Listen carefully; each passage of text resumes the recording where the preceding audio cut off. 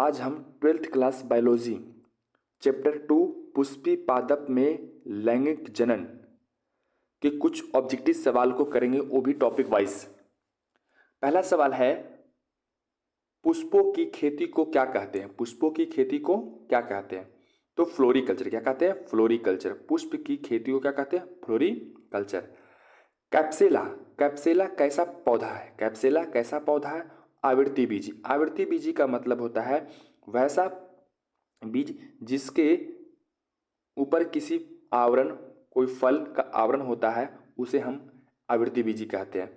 किस पौधों में आवृत्ति बीजी का अधिकांश लक्षण पाया जाता है? मतलब कि वैसा कौन सा पौधा है जिसमें आवृत्ति बीजी का जो गुण है वो सबसे अधिक पाया जाता है, वो है कैप्सेला। क्या है?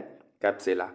कैप्सेला कैसा पादप है? कैप्सेला कैसा पादप है? विषम बीजाणु। कैसा है? विषम बीजाणु। विषम बीजाणु का मतलब होता है वैसा पौधा जिसमें नर और मादा दोनों अंग पाए जाते हैं। अब नेक्स्ट सवाल है, नर बीजाणु को क्या कहते हैं? नर बीजाणु को क्या कहते हैं? यह नर बीजाणु क्या होता है? तो लघु बीजाणु। लघु बीजाणु को ही हम क्या कहते हैं? नर बीजाणु। मादा बीजाणु किसे कहते हैं? मादा बीजाणु किसे कहते हैं? तो गुरु बीजाणु। किसको कहते हैं? गुरु बीजाणु को मादा बीजाणु।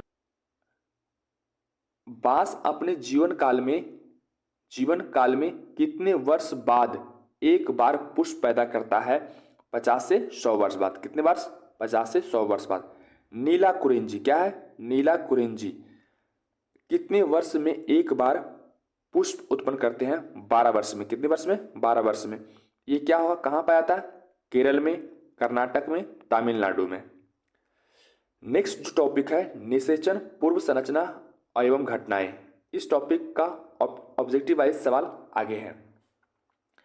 आवृत्ति बीजी पादप में नर जनन अंग को क्या कहते हैं? आवृत्ति बीजी पादप जो होता है, पुष्प जो होते हैं, ये पुष्प जो होता है, ये पुष्प जो होता है इस प्रकार से, और इसके नर जनन अंग, ये जो नर जनन अंग होते हैं, इसको क्या कहते हैं? तो इससे हम कहते हैं, कुल मिलाकर इसे हम टोटल को कहते हैं। ये जो टोटल यहाँ से यहाँ तक होता है, इसको हम बोलते हैं पुमंग। क्या कहते हैं?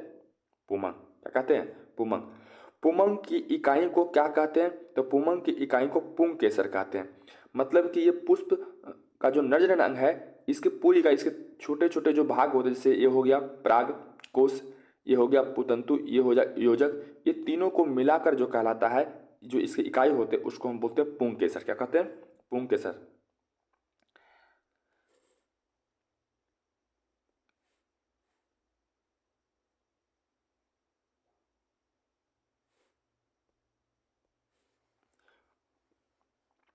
चतुष्कोणीय परागकोश क्या होता है? परागकोश, ये कोश है। परागकोश के चारों कोनों पर क्या समाहित होता है? चतुष्कोणीय परागकोश के चारों कोनों पर क्या समाहित होता है? तो ये चतुष्कोणीय परागकोश इस प्रकार से होता है, और कहता है ये चार कोने यहाँ पर जो दिखता है वो क्या पाया जाता है? तो ये पाया जाता है लघु बीजाणु। क्या होता है? ये लघु बीजाणु होता है। क्या कहता है? ये लघु बीजाणु धानी, सॉरी, क्या होता है? लघु बीजाणु धानी। कहता है लघु बीजाणु धानी आगे विकसित होकर क्या बनती है? तो ये आगे विकसित होकर लघु बीजाणु धानी जो है वो प्रागपुटी क्या बनाता है? प्रागपुटी। ये लघु बीजाणु जो है आगे चलकर क्या बनाता है? प्रागपुटी। प्रागपुटी में क्या भरे होते हैं? तो प्रागपुटी में परागकण भरे होते हैं। क्या होते हैं? प्रागपुटी में क्या होते हैं? परागपुटी में परागकण भरे होते हैं। परागकण लघु बीजाणु का निर्माण किससे करता है? परागकण जो होता है वो परागकण अथवा लघु बीजाणु का निर्माण किससे करता है? परागकण अथवा लघु बीजाणु का निर्माण किससे होता है? तो लघु बीजाणु मात्र कोशिका से। लघु बीजाणु मात्र कोशिका से। ये जो लघु बीजाणु धानी होते हैं, इसके अंदर प्रपशु कोशिका होती है। यही प्रपशु कोशिका आगे विभाजित होकर जो है वो लघु बीजाणु मात्र कोशिका का निर्माण करता, और ये फिर लघु बीजाणु मात्र कोशिका ही और विभाजित होकर वो लघु बीजाणु मात्र कोशिका का निर्माण करता है। तो यहाँ पर हो गया परागकण अथवा लघु बीजाणु का निर्माण किससे होता है? तो लघु बीजाणु मात्र कोशिका से होता है। लघु बीजाणु मात्र कोशिका में अर्धसूत्री विभाजन किसके द्वारा? अर्धसूत्री विभाजन के बाद क्या बनता है? जब लघु बीजाणु मात्र कोशिका का अर्धसूत्री विभाजन होगा तो क्या बनेगा? तो परागकण बनेगा। या इसी को कहते हैं लघु बीजाणु। प्राग मात्र कोशिका या लघु बीजाणु मात्र कोशिका या लघु बीजाणु मात्र कोशिका कैसा होता है? प्राग मात्र कोशिका इसी को बोलते हैं, लघु बीजाणु मात्र कोशिका इसी को बोलते हैं। कैसा होता है? जेनेटिक मटेरियल उसके कैसे होते हैं? तो ये द्विगुणित होते हैं। कैसे होते हैं? द्विगुणित होते हैं। नेक्स्ट सवाल है, प्राग मात्र कोशिका से अर्धसूत्री विभाजन द्वारा लघु बीजाणु निर्माण की प्रक्रिया को क्या कहते हैं? बड़ा इंपॉर्टेंट है ये। प्राग मात्र कोशिका से अर्धसूत्री विभाजन क्या होता है? अर्धसूत्री विभाजन द्वारा लघु बीजाणु निर्माण की प्रक्रिया यानी लघु बीजाणु यानी परागकण निर्माण की प्रक्रिया को क्या कहते हैं? लघु बीजाणु जनन। क्या कहते हैं? लघु बीजाणु जनन कहते हैं। लघु बीजाणु धानिया के ऊपरी भाग को क्या कहते हैं? लघु बीजाणु जो धानी होता है, ये जो चतुष्टक में जो लघु बीजाणु धानी था, यहाँ पे ये चतुष्टक जो था, इसका जो सबसे ऊपरी भाग होता है उसको क्या कहते हैं? तो बाह्य अस्तर। क्या बोलते हैं? बाह्य अस्तर या अधिचर्म। बाह्य अस्तर की परत कैसा होता है? तो एक कोशिकीय और मोटी होती है। कैसा होता है? यह जो है एक कोशिकीय होता है और मोटा मोटा कोशिका से इस प्रकार से क्या होता है? ये बना होता है।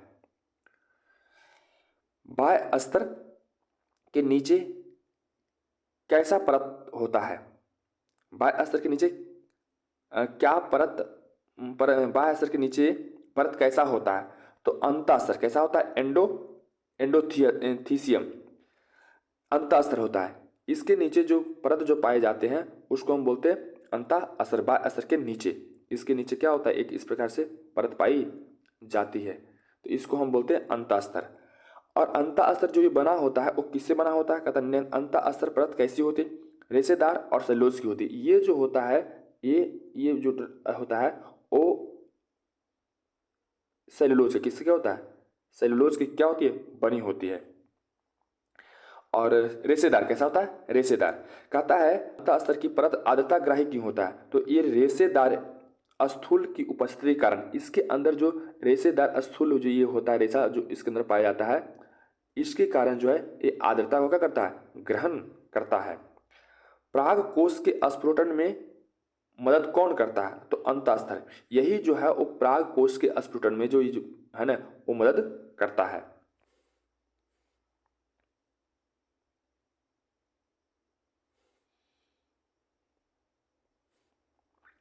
अंतःस्तर के नीचे कौन सा परत पाया जाता है? मध्य अस्तर। क्या पाया जाता है? मध्य अस्तर। अंतःस्तर के नीचे जो है वो कौन सा परत पाया जाता है? मध्य अस्तर। ये बाह्य स्तर था, बाह्य स्तर के नीचे ये अंतःस्तर था, और इसके नीचे जो है वो कहता है एक स्तरीय या द्विस्तरीय या त्रिस्तरीय का एक लेयर पाया जाता है। ये पतली पतली कोशिकाओं की बनी होती है। कैसी होती है? तो कहता है अंतःस्तर के नीचे कौन सा स्तर पाया जाता है? तो मध्य अस्तर। क्या पाया जाता है? मध्य अस्तर। मध्य अस्तर कितनी कोशिकाओं की परतें होती हैं? तो 2 से 3। देखिए यहाँ पर देख दिखाई पड़ा, या तो एक कोशिकाओं का स्तर है ये, और एक हो गया ये 2 कोशिका। 2 भी हो सकता है और 3 भी हो सकता है। मध्य अस्तर क्या करता है? ये भोजन संग्रहण करता है। ये क्या करता है? ये भोजन को संग्रहित करता है। कहता मध्य स्तर के संग्रहित भोजन को कौन ग्रहण करता है? इसका जो भोजन है इसको ग्रहण करने वाला कौन होता है? तो टेपिटम। इसके नीचे जो है वो टेपिटम पाए जाते, इसके पीछे। टेपिटम द्वारा ग्रहित भोजन के बाद, टेपिटम के द्वारा ग्रहित भोजन के बाद मध्य स्तर क्या होता है? मध्य स्तर का क्या होता है? जब यह जो है इसको भोजन दे देता है तो यह स्तर का क्या होता है? तो कहता है यह स्तर जो है वो मध्य स्तर जो है वो नष्ट हो जाता है। क्या हो जाता है? मध्य स्तर जो है वो नष्ट हो जाता है। यह स्तर जो है वो नष्ट क्या हो जाता है? इस प्रकार से ये नष्ट हो जाता है। अब यहाँ पे कहता है कि एक परिपक्व प्राग कोश में क्या अनुपस्थित रहता है? मतलब कि जब एक प्राग कोश जो है वो परिपक्व हो जाता है, क्या होता है? परिपक्व हो जाता है, तो क्या अनुपस्थित रहता है? तो यही मध्य स्तर जो है वो उपस्थित नहीं होता है। मध्य स्तर के नीचे कौन सा स्तर पाया जाता है? मध्य स्तर के नीचे कौन सा स्तर पाया? जैसे कि यहाँ पे फिगर में दिखा रहा है, यहाँ पर मध्य स्तर था, इसके नीचे जो है वो कौन पाया जाएगा? टेपिटम। क्या पाया जाता है? टेपिटम पाया जाता है।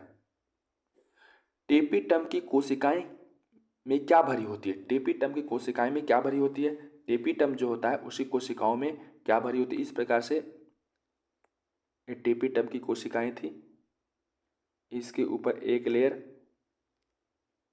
था, फिर इसके ऊपर एक और लेयर था, इस तरह से लेयर था।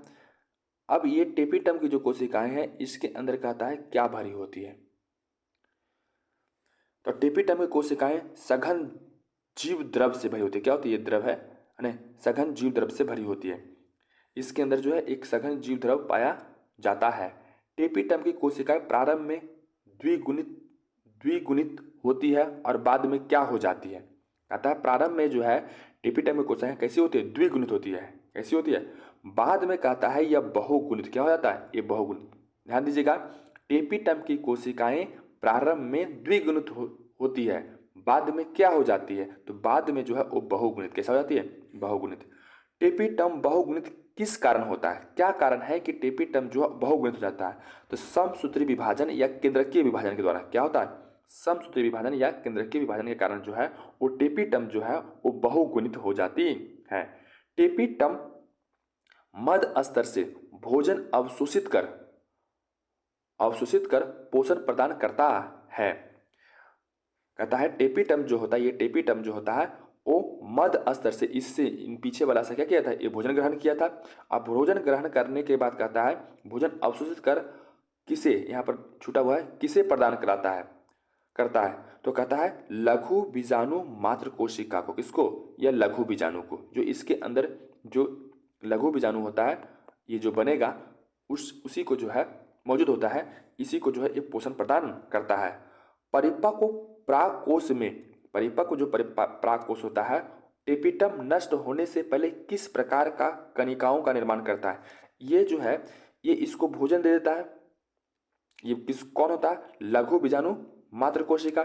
अभी लघु बीजाणु मात्र कोशिका को टेपिटम भोजन दे दिया तो कहता है ये नष्ट होगा, और नष्ट होने से पहले किस प्रकार के कण का निर्माण करता है? ध्यान समझिएगा, ये किस प्रकार के कण का निर्माण करता है? तो प्रायूबिस्काय। क्या बोलते हैं? प्रायूबिस्काय कण का जो है ये निर्माण करता है।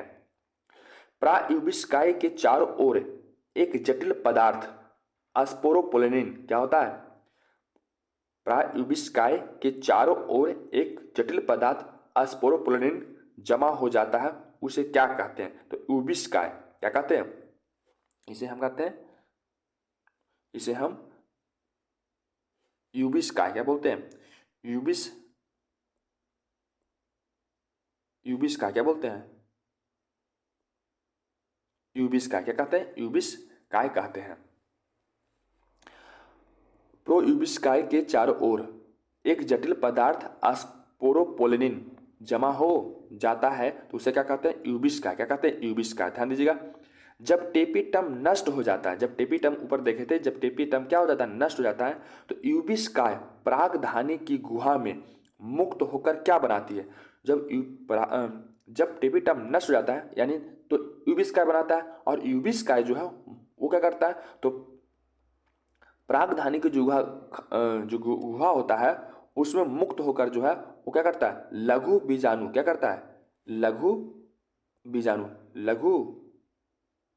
बीजाणु के बाह्य मोटा आवरण बाह्य चोल। क्या करता है? लघु बीजाणु का बाह्य मोटा आवरण बाह्य चोल का जो है वो निर्माण करता है।